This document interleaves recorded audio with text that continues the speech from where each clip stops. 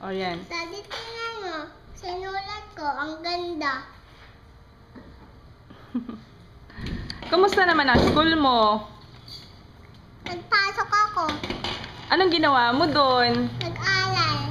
Talaga? Apo. Mabait ka ba doon? Apo. Oh, di nga. Nakita kita eh. Tinanggal mo yung shoes mo. Nagpatanggal ka sa teacher. Nakaya pa ka dun sa classroom. Bakit? Nainitan ka? Apo. Anong sabi mo kay teacher?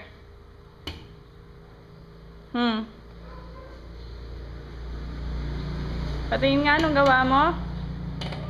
Patingin ulit ng gawa mo. Sige. Napagod ka sa school? Anong kinain mo? Kumain ka ba ng baon mo? Apo.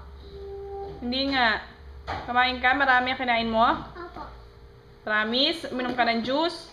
Pinagyan ko yung bata ng tinapay. Very good. Hindi nabawasan? Baka yung Oreo lang kinain yan.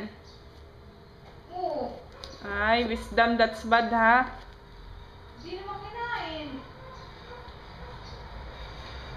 Doon sa lagayan ng shoes.